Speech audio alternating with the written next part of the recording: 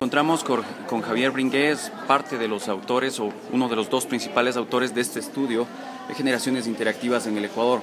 Javier, cuéntanos un poco más acerca de que vienen a consolidarse un poco esto que veníamos nosotros hablando de los nativos digitales. Los nativos digitales en Ecuador adoptan rápidamente la tecnología, pero además de eso también tenemos una brecha generacional que puede constituir en algún momento un problema si es que no es adoptada de forma temprana. De ahí que este estudio obviamente nos viene a dar muchas luces respecto de qué está pasando con nuestros niños y con nuestros jóvenes. Javier, cuéntanos. Sí, o sea, tienes toda la razón. Este estudio de alguna manera saca la foto, entre otras cosas, de esa brecha, la magnitud de esa brecha, y que esa brecha es desigual, o sea, dependerá de edades, dependerá de tipo de familia, pero bueno, más o menos el dato lo tenemos la imagen de la brecha. Pero también nos indica otras brechas. Es decir, dentro de la misma generación interactiva hay brechas. Es decir, no es una generación homogénea. Ya. Te pongo un ejemplo. Podemos dividir la generación interactiva en dos grupos, los consumidores de contenidos y los creadores de contenidos, porque hemos visto que casi un tercio de los menores se declaran propietarios de una página web propia o un blog, o sea, desarrollan sus propios contenidos, sin contar los perfiles y por lo tanto también tenemos que averiguar qué perfil tiene esta generación que dentro de la generación interactiva está en vanguardia, ¿no? Y te podría poner otros ejemplos, ¿no? Entonces es interesante constatar la brecha, es interesante constatar que esa brecha es menor en el caso de padres que serán más jóvenes con niños a cortas edades, es decir, que parece que poco a poco se va a tal, y también se puede dar entre hermanos mayores y hermanos pequeños. ¿Por qué? Porque los niños de 17 años a la edad de 12 no manejaban redes sociales. Así es.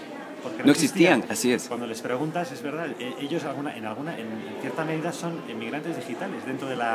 en fin, yo creo que es apasionante, ¿no? Esta pregunta que me haces y todo lo que se puede encontrar ahí detrás, ¿no? Tal vez la generación Y y la Z de la que se venía discutiendo sí, tienen o mantienen también esa brecha. Es decir, las redes sociales son totalmente nuevas. Claro.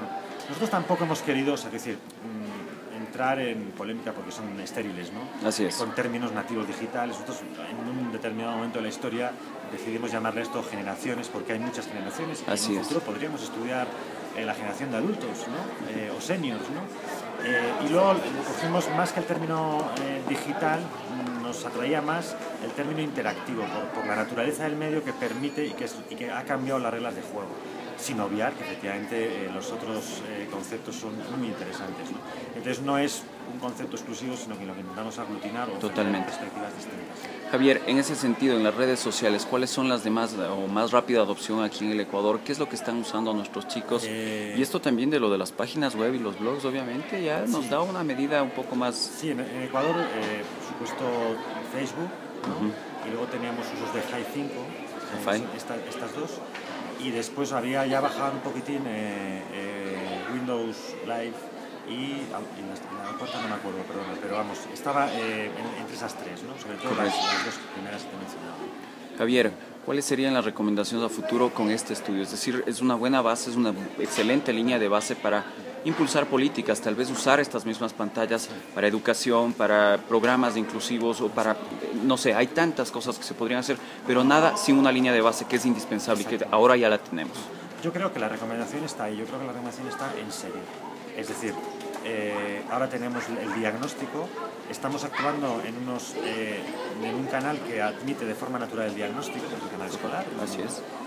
Tenemos que entrar también a la cuestión de los padres y ahora lo que tenemos que hacer es ver en detalle cuáles han sido esos resultados, tanto los nacionales como piensa que este estudio en realidad es el 1901, porque hay 1900 colegios que tienen su informe, muy similar a este, pero de su colegio. Y algunos de ellos ya se han puesto a funcionar, ellos solos ya están haciendo lo han analizado, su capacidad. Entonces hay que ayudarles, ¿no? Y es lo que tenemos que saber hacer bien, ¿no? O sea, el afrontar tanto las particularidades por región, por centro. Habrá que seguir investigando, por supuesto. Porque hay entonces yo creo que aquí hemos dado casi el pistoletazo de salida, ¿no? Así es. Una aventura apasionante. ¿Qué es lo que sucede? ¿Seguiremos subiendo a otras generaciones, viendo cómo la están usando? ¿Qué es lo Yo creo que sí, o sea, que los problemas no se acaban, las oportunidades tampoco, iremos viendo cómo efectivamente se va transformando esto, ¿no? Hace falta observarlo bien e ir incorporando pues medidas, ¿no? O sea, medidas que sean con naturales a sus públicos, ¿no? No se trata de sustituirles, sino de ayudarles, ¿no? es un inicio, ¿no? Realmente sí, no me quería perder este evento, es impresionante lo que podemos tener y claro, esas cifras y estos datos tienen que socializarse para que de alguna forma el común de la sociedad las maneje o tenga o sepa la potencialidad que pueden representar estas herramientas en manos de los niños. Javier, muchísimas gracias, Bueno, gracias a ti. por el estudio y por la entrevista. Gracias. Muchísimas gracias. Oye, fantástico. Me ha gustado.